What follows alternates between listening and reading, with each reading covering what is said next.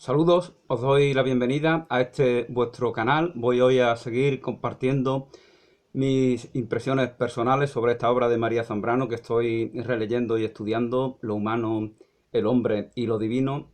Había estado comentando en el vídeo anterior de cómo había estado hablando de ese sol que aparece impetuosamente, imperiosamente en el horizonte, anulando todo vestigio de aurora, todo vestigio de penumbra, todo claro oscuro. Y como este sol, de alguna manera, que no es el único sol, simboliza o determina una idea que se arraiga en el común de los humanos, una idea segregada de todo lo que ese sol deslumbrante significa.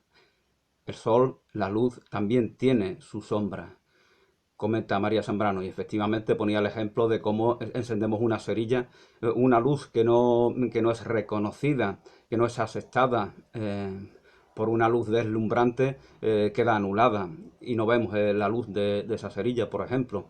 Y hay muchas cosas que necesitan de la penumbra para poder ser vistas.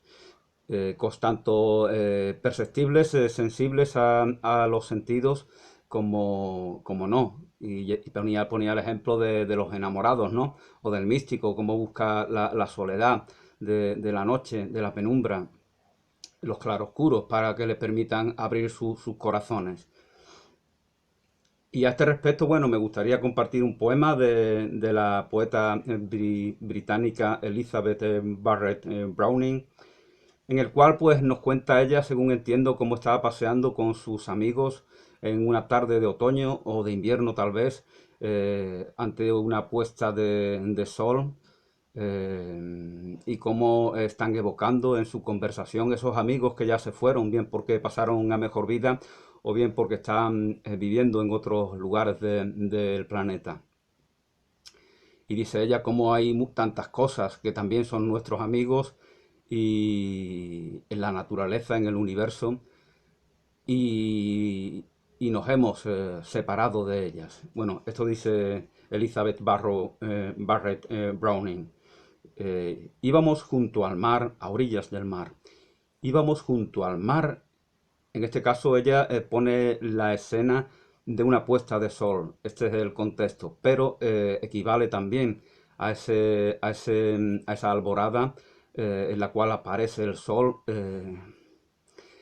que es la imagen que prefiere usar María Zambrano.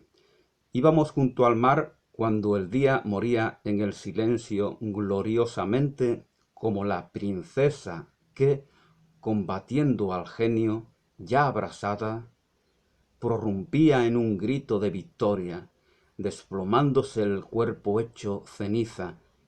Eso cuentan los árabes.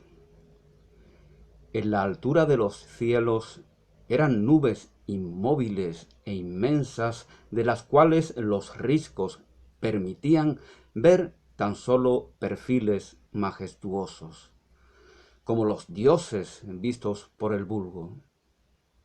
Y el agua gris, brillando entre las sombras, danzaba con la luna. Y el agua gris, brillando entre las sombras, danzaba con la luna. Ni una estrella asomaba, no atreviéndose aún a aparecer, temblorosas tras el rastro del sol. No era una luz de día ni de noche, bella y dudosa como lo es la vida. Y había tal pasión en el silencio que era casi una música. Había tal pasión en el silencio que era casi una música. Corazón palpitante de la naturaleza, sé que estás unido al hombre por lazos tan fuertes que cuando éstos se aflojan, revelando lo que hay en él de sobrenatural, veloces y sonoros aún se escuchan tus ocultos latidos. Pues aunque sin hablar del agua gris y del oscuro risco, sin saberlo, las olas y la piedra eran parte también de aquel coloquio sobre amigos ausentes y nostalgias. Las rocas, las olas eran parte también de aquel coloquio sobre amigos ausentes y nostalgias, y de habernos mirado nuestros rostros fueran quizá muy tristes. Eso dice Elizabeth Barrett Browning. Bueno, y voy a continuar en el punto en el cual lo dejé. Amor divino y humano. Eh, María Zambrano nos hablará posteriormente de cómo concebimos la divinidad como algo estático y cómo eso es un error, cómo ese motor que nos mueve tiene también que moverse. Tenemos también que mover al motor que nos mueve. Hay que concebir a la divinidad, a lo trascendente, como algo activo, como algo dinámico, porque la fuente de vida lo es tanto como su propia obra. Afrodita surge de la fusión del cielo y de las aguas. El aire es un elemento que se tiende a percibir como masculino, al igual que el fuego. Fijaos cómo queda, y esto está en relación con esta idea que comparte María Zambrano desde mi punto de vista, cómo el agua y la tierra, que juntos forman el barro, por ejemplo. Fijaos cómo se utiliza esta expresión, el barro, como algo negativo. Sin embargo, a veces se usan tratamientos de barro, de arcilla, para, para, para conseguir algún tipo de mejora en personas que están muy enfermas, ¿no? Que tienen problemas en sus articulaciones, ancianos, por ejemplo, que tienen artritis, artrosis, ese tipo de cosas. Aquí, por ejemplo, en la bahía de Cádiz, pues hay tratamientos, en este caso, con la sal. Baños de sal que dicen que son muy beneficiosos, que no hacen milagros, pero están muy buenos, como decía el anuncio del batido. No hacen milagros, pero son un buen sedante para estos enfermos. Entonces os comentaba de cómo estos son elementos femeninos, el agua y la tierra, y cómo son desechados, cómo son puestos en una jerarquía estrecha, se les ubica en la parte inferior, de manera que en nuestro lenguaje usamos esto, a pesar de que el agua aún evidentemente sigue conservando, por su relación con la higiene y con la limpieza, sigue conservando una connotación muy positiva. Ese barro, eso de la tierra, lo mundano, lo usamos con una intención que no es la que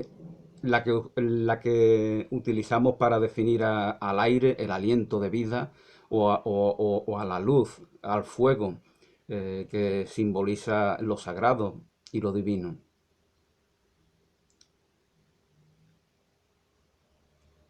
Afrodita surge de la fusión del cielo y de las aguas. Puede ser una fusión de lo masculino y de lo femenino. Toda vida es un secreto.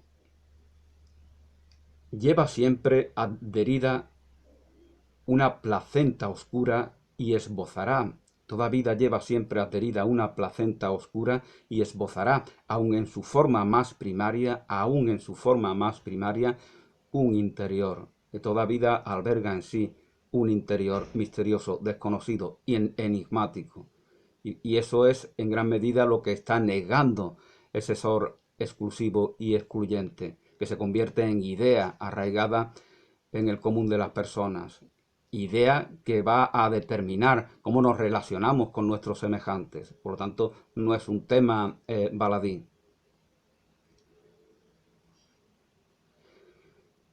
La sombra no está solo en la muerte, también en la vida. La sombra forma parte de la vida. La forma no es el mal, no es lo diabólico, no es lo infernal, no es lo trágico, no es lo que contradice, contrapone o niega la alegría de vivir, sino que en ello, más allá del bien y del mal, hay algo que debemos de reconocer para vivir, para que la vida sea verdaderamente plena y eficiente.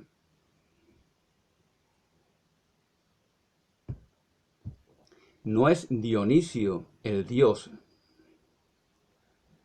despreciado de la forma, despreciador de la forma. Dionisio no es el dios despreciador de la forma, sino el que buscándola no puede obtenerse en ninguna.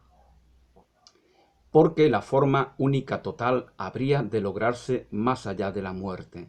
Dionisio busca informar, que es llevar a la forma de sí, a través de ese infinito de posibilidades formales que pudieran darse. Sin embargo, siempre va a fracasar.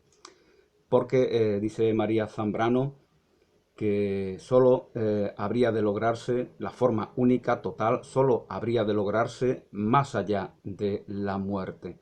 Tal vez evoca a la resurrección. Por ejemplo, en la tradición cristiana, pues Jesús resucita y le dice a Tomás, tócame, toca mis llagas, y de esa manera evidencia de que hay un cuerpo, hay una forma perceptible por sus sentidos, o al menos así la perciben sus discípulos, y ese cuerpo ya no es el mismo cuerpo, ya es un cuerpo distinto, ya no es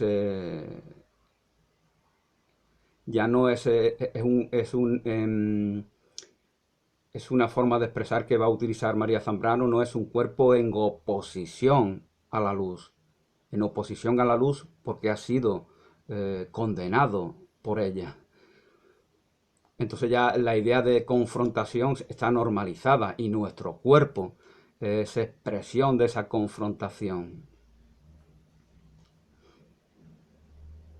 Vida y muerte son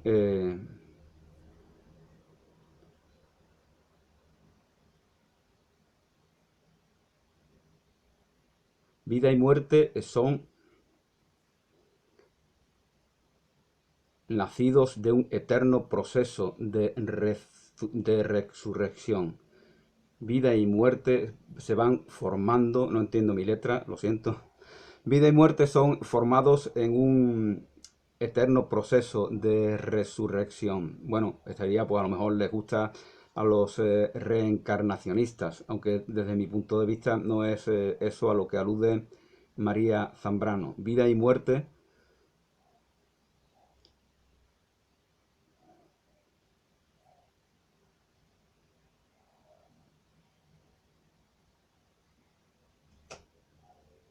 momentos. Vida y muerte son momentos de un eterno proceso de resurrección. Vida y muerte son momentos de un eterno proceso de resurrección. Es decir, la resurrección se está dando eternamente. Esto evidentemente es aquello de lo cual nos hablan los ciclos de la naturaleza y que tantas veces ha sido expuesto. No se refiere a la vida individualizada que se manifiesta en cada ser humano, que es la manera en la que podrían interpretarlo esos reencarnacionistas a los cuales me refería anteriormente.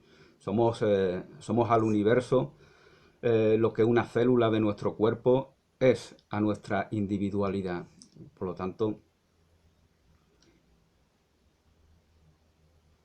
el hombre que no ha alcanzado la unidad verdadera, el hombre que no ha alcanzado la unidad verdadera, conlleva difícilmente la unidad impuesta por la necesidad.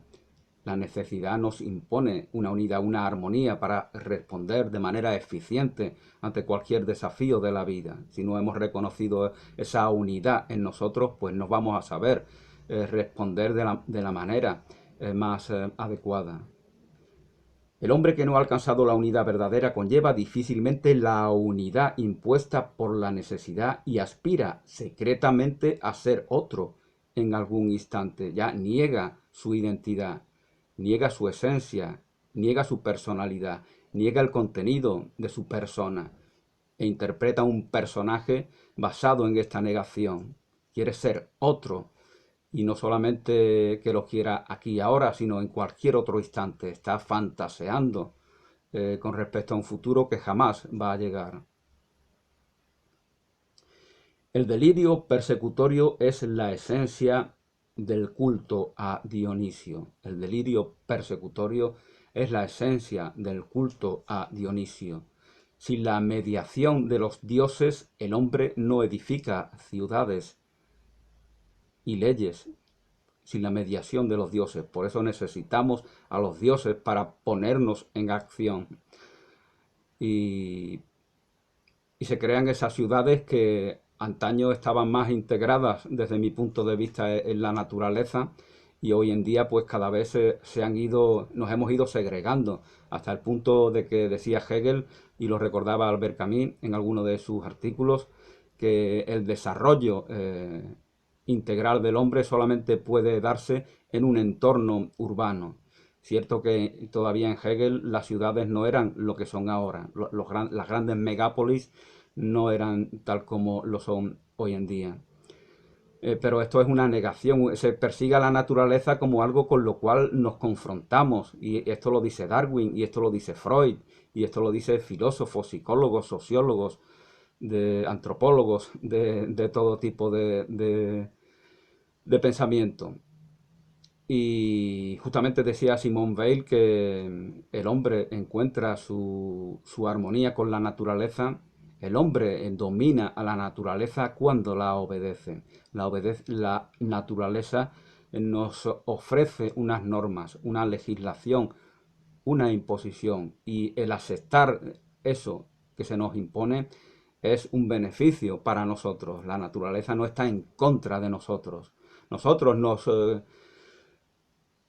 posicionamos en su contra, y al posicionarnos en su contra estamos en contra de nosotros mismos. Es una batalla que está en relación con esta idea de segregarse, con ese sol que busca ser único, exclusivo y eliminar, busca que todo lo demás sea un reflejo de sí mismo, cual Narciso que se ahoga en ese mismo reflejo. Es un problema de narcisismo. Al que alude este sol, ese rey sol, que es una idea arraigada en el subconsciente del común de las personas. Y esto también María Zambrano lo relaciona con la necesidad de ser autor. Es curioso, negamos nuestro potencial creativo y creador, y sin embargo queremos ser autor de algo. Esto, por ejemplo, en el plagio, abundan los plagiarios. Hablaba Oswald Spengler, ¿no? Que es lo propio de una civilización decadente como la occidental, que el copy and paste, que ahora tanto abunda, se normalice. Todo el mundo plagia. Entonces el ingenio de los plagiarios está en la satisfacción del propio plagio. Ya ellos se desprecian inconscientemente a sí mismos, se ven incapaces de crear algo nuevo, algo valioso que puedan compartir con sus semejantes. Entonces todas sus capacidades latentes, todas las potencias del alma que decían los místicos, la aplican en procesos especulativos para plagiar. Entonces en eso son autores en la forma de plagiar, en la especulación que engaña, que miente, en su demagogia, en sus falacias. De eso quieren ser autores, y esa es la obsesión que hay en el común de las personas, porque se desprecian a sí mismos, ya se saben que no son poetas, que no son músicos, que no son grandes personas, son seres que se sienten asco por sí mismos y lo compensan queriendo ser autor de algo, queriendo ser autor de algo especulativo que tiene que ver con el plagio. Pues ya no se está en sintonía con el espíritu creador del cual emanamos, sino que se está en oposición a él. Tiene que ver esto evidentemente con esa oposición a la naturaleza en la cual como decía Simone Weil, es imposible que expresemos nuestra verdadera identidad, porque estamos confrontados con ella.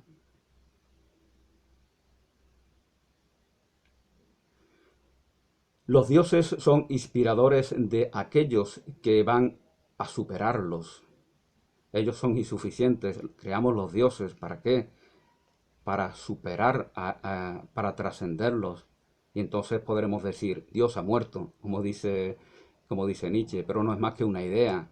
Es un mundo, es un referente imaginativo que busca un propósito. En estas afirmaciones inventamos a los dioses, Dios ha muerto, etcétera, etcétera. No se niega lo sagrado, no se niega la fuente de vida en absoluto. De hecho, y también lo explica Albert Camus en su libro El hombre rebelde, Nietzsche no niega a Dios. Nietzsche dice que Dios ha muerto, pero que va a resucitar. Esto también es un plagio de la tradición cristiana. Dios muere en la cruz para salvar, para redimirnos del pecado, porque nacemos en el pecado. Jesús nos redime de él y resucita. Resucita en la pureza que trasciende todo lo que ha sido negado, que trasciende ese sol que nos reconoce todo lo que está negando, que nos reconoce su sombra.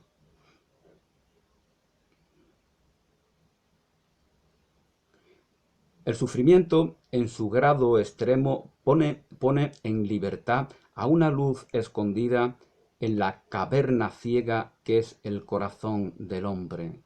La caverna ciega que es el corazón del hombre. Fijaos esta alusión a esa palabra que tanto utiliza Platón en su mito de la caverna. ¿Dónde está la caverna? La caverna está en el corazón del hombre. Si la caverna está en el corazón del hombre, ¿cómo vamos a abandonar la caverna? Si en ella está también nuestra identidad. Si en sus sombras están también los elementos que nos definen y de los cuales no podemos segregarnos, como ese sol falso no puede segregarse de aquello que nos reconoce.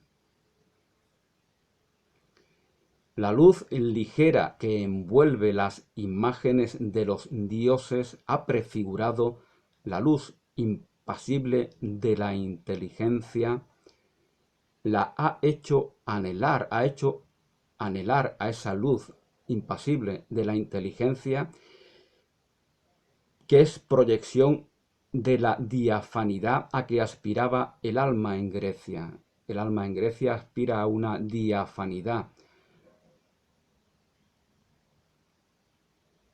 Y en ello, pues evidentemente hay una negación también inconsciente de todos esos elementos sombríos de sombra. Fue a cumplirse en la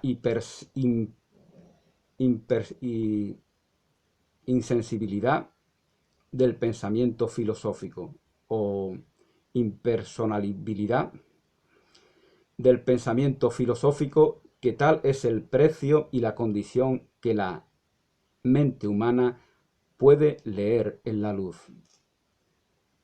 Tal es el precio y la condición de que la mente humana puede leer en la luz.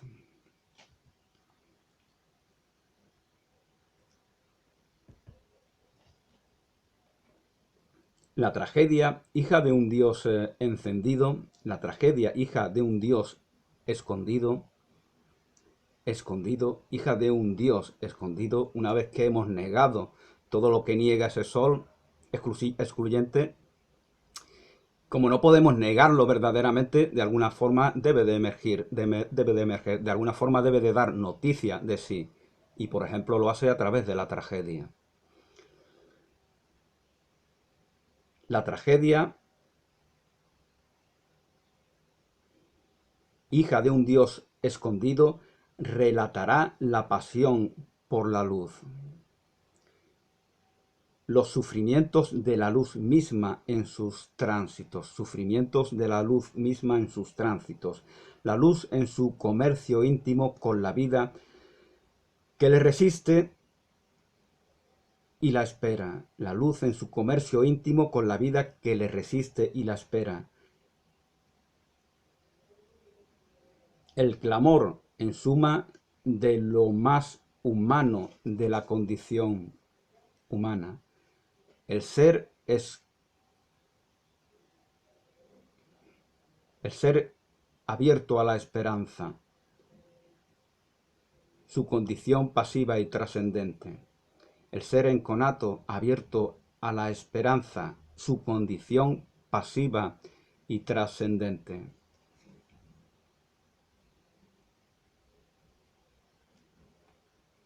El clamor, en suma, de lo más humano de la condición humana. El ser enconato, el ser enconato, el ser que hace amago por informar de sí, abierto a la esperanza, su condición pasiva y trascendente. Equipara la pasividad con la trascendencia, porque la pasividad, como ya había comentado, es ese aspecto, es ese activo de la naturaleza y también de la condición humana que nos permite ser receptores de aquello que nos transforma, de aquello que nos hace superar limitaciones que hemos forjado, límite que, como bien indica la etimología, significa lo liminar, significa aquello a partir de lo cual se da un nuevo comienzo, esas nuevas fronteras a las cuales se refería Kennedy, el presidente norteamericano. Eso, el límite es lo liminar. Estamos en las preliminares, que puede que resulten un poco aburridas, pero después llegará lo bueno, después de lo liminar. Entonces es importante comprender esta etimología. Limitamos las cosas porque vamos a trascender esos límites, límites que se convierten en detonantes de una nueva realidad. Y esos dioses que hemos ido forjando están en relación con esos límites que hemos necesitado para seguir nuestra progresión. Todo esto es fácilmente tergiversable y efectivamente se hace, ¿no?, por ideas de darwinismo social y ese tipo de cosas.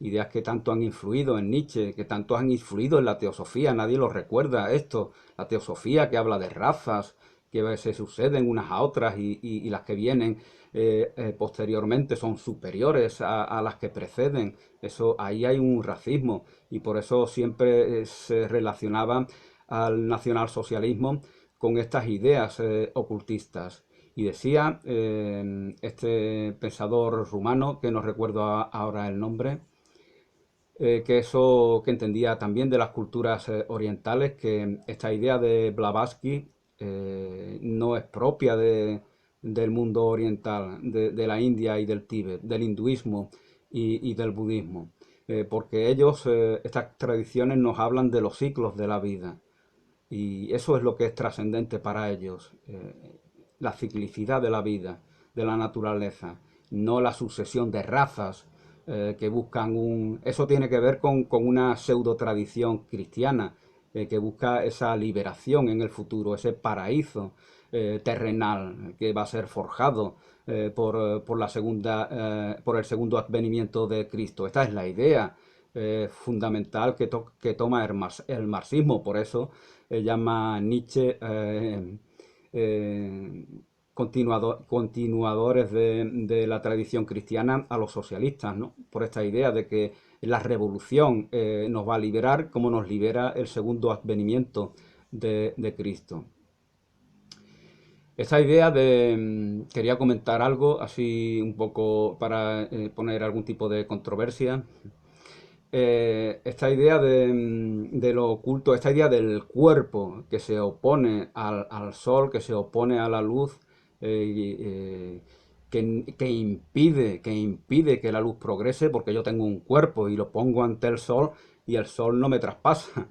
sino que hace de mí una sombra.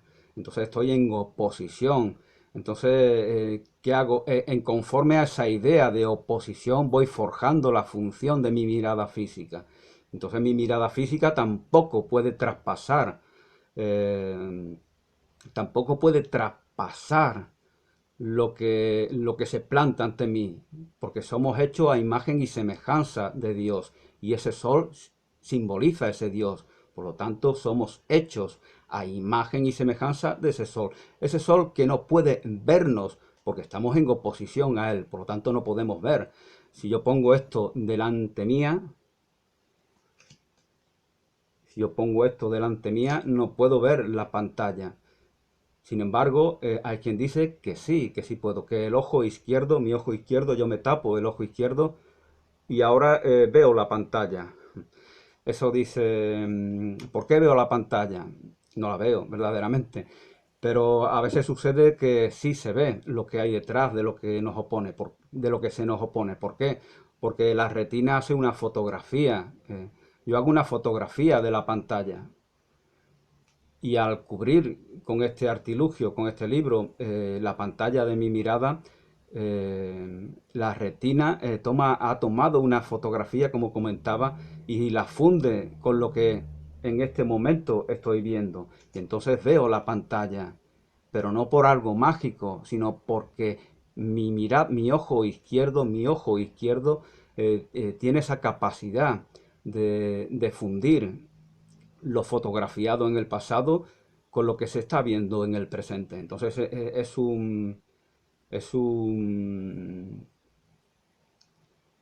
eh, una especie es un juego óptico. Y con esta reflexión particular de cómo podemos ver a través de las cosas con el ojo izquierdo, el flanco izquierdo del cuerpo, según ciertas tradiciones, está en relación con lo femenino. Y por eso el flanco izquierdo del cuerpo, nuestra mano izquierda, aquella que es creadora, que decía el gran Paco de Lucía, nuestro flanco izquierdo es marginado y ya solamente la parte ejecutora, la parte expansiva, la parte eléctrica, que es el flanco derecho, impone como ese sol, del cual llevo hablando durante todo el vídeo, impone como ese sol su dictadura exclusiva y excluyente. Por lo tanto, hay que buscar esa armonía para que lo creativo y lo ejecutivo permitan que el gobierno de nuestra identidad se dé de manera eficiente y podamos servir a nuestros ciudadanos, que es lo que debería de hacer todo gobierno en toda comunidad.